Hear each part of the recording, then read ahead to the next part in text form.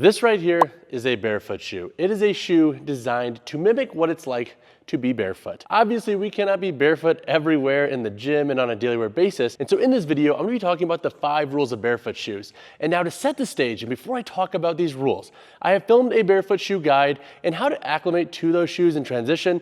I'm gonna link that up there. But to help you understand how I conceptualize barefoot shoes, I like to use barefoot shoes as tools. I rotate them in with cross-training shoes, weightlifting shoes, and running shoes, depending on what I'm doing. I also wear barefoot shoes for daily wear, but then I also have more dressier shoes depending on the context. So as you watch this video, keep in mind that these are tools to me. I am not all in on a single style of footwear. I have not made that my singular personality like a lot of folks tend to do with barefoot shoes. Sorry, no shade there, but let's talk about rule number 1. All right, so rule number 1 is the physical barefoot shoe you are selecting and buying. So my suggestion for most folks getting into barefoot shoes, and we're not gonna talk about transitional shoes right now, but I'm gonna talk about pure barefoot shoes, is buying a kind of all-in-one style barefoot shoe. So this is a barefoot shoe like this one right here, the Balenka Velocity. It's a model that you can wear in the gym and train in, but then also wear out and about.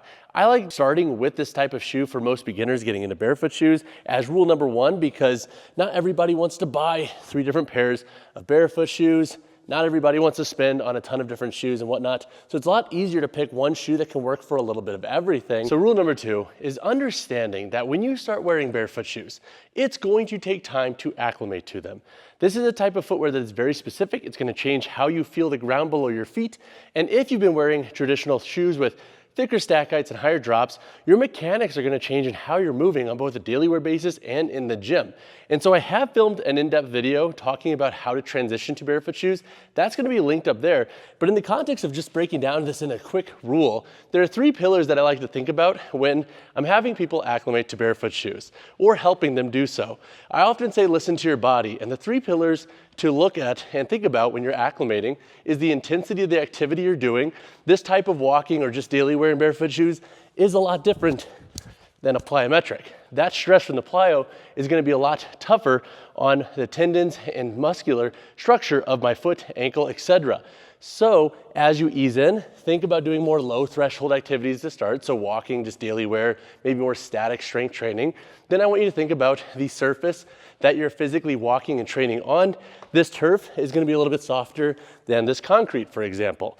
If I'm going to Disney and I'm walking on my feet all day and I've never worn barefoot shoes, I'm gonna be on concrete, I'm gonna be a lot more sore than if I'm wearing barefoot shoes on turf, on rubber gym floors, or even just walking barefoot in grass, which is also another way to acclimate to more barefoot style walking, training, etc. So whatever you're walking on can play a factor. That's pillar 2. Also the type of barefoot shoe with the stack height, etc. can be a factor, but I'm not gonna unpack that right now. And then pillar 3 is the duration in which you're wearing these shoes. So we have the intensity of activity, we have the type of surface you're wearing your barefoot shoes on, and then the duration of wear. And these are all pillars that you can ebb and flow to help you better acclimate to the style of footwear. For example, you can use intensity to modify how you're wearing and breaking in these shoes and getting used to them. You can use duration. So I'm gonna wear my barefoot shoes for, let's say, 4 to 6 hours today, and then I'll try to go for 8 to 10 hours after this first week or 2, hey Maui. And then from there, just obviously keep scaling. Think about it as if you were scaling a workout program, similar to the context of how you progress in exercise, thinking about your barefoot shoes and helping your feet acclimate slowly. Again, listen to your body. If you're very sore, you've likely sent it a little bit too soon, but doing so slowly will give you a better means to acclimate to this footwear, so you're doing it turned off and beat up in them right away. So rule number 3, and this is kind of for the go-getters out there, but we've talked about how you can look at the different pillars of barefoot shoes to scale and acclimate to them, but now let's talk about how you can add in more accessories to strengthen up the intrinsic muscles of your foot and all of those tissues and tendons around the ankles and feet to help acclimate faster. Because this is huge. A lot of folks think, okay, I'm just gonna focus on how I'm gonna scale my shoe use, but they don't necessarily understand that, hey, as you scale your shoe use, because this changes the feel of how you're training and everything else, all of the muscles and tendons down here need to also have time to acclimate and build up. And so doing these 2 things in tandem can kind of help expedite that process. And so that's why I love adding in accessories that will help you work through a lot of different ranges of motion that can be really useful for the ankles and feet. So for example, adding in more tib raises while you're either barefoot or wearing barefoot shoes, allowing your feet to move through a full range of motion.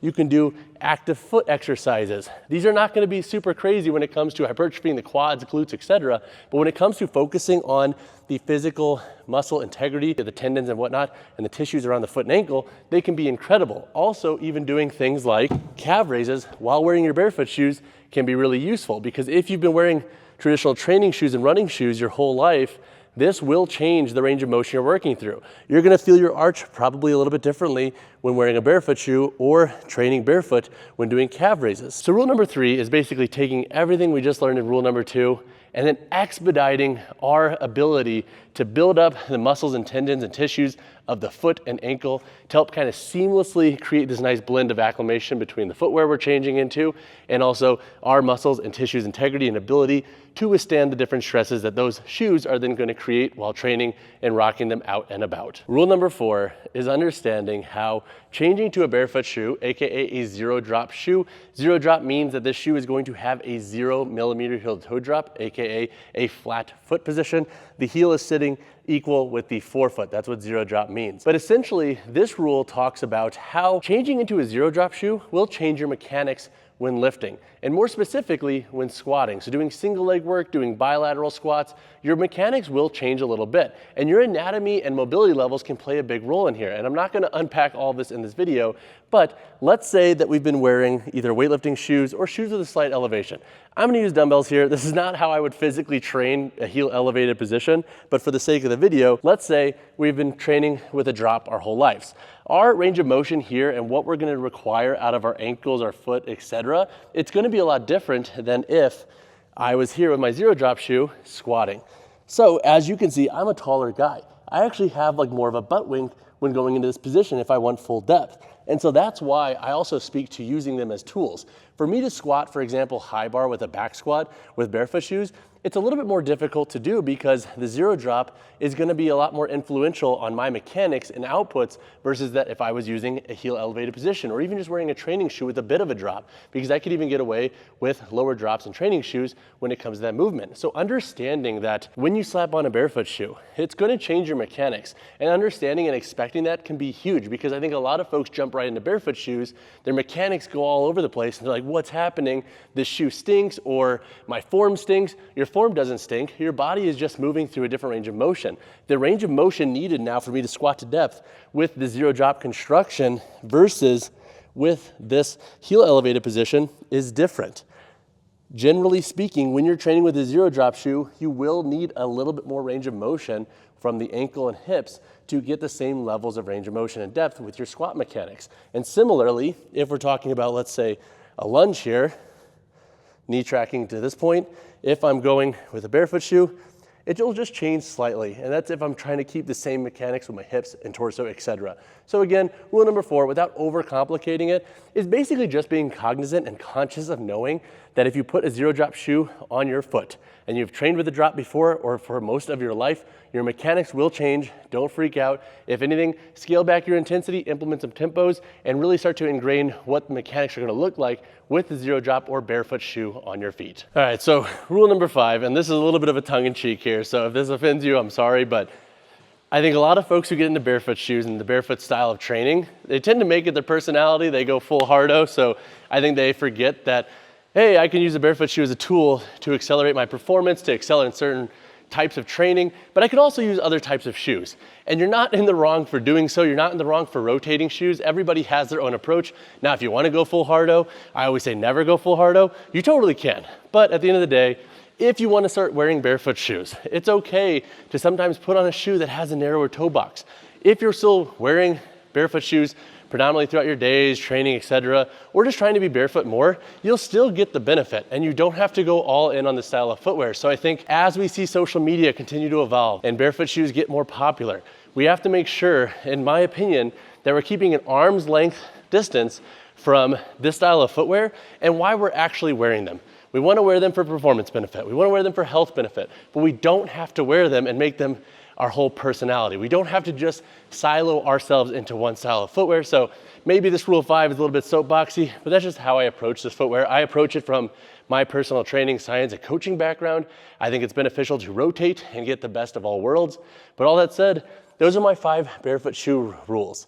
If you are new to barefoot shoes, I would highly suggest checking out my beginner content. If you have questions about which barefoot shoes you should go with based on the context of how you plan to wear your shoes, I have reviewed a ton of barefoot shoes on this channel, so feel free to ask me any questions you have down in the comments below. And if you have rules for barefoot shoes that you think should be added, because I am sure we can come up with a dictionary or an encyclopedia of rules, and I would love to actually do that, let me know in the comments below. What did I miss? What would you add?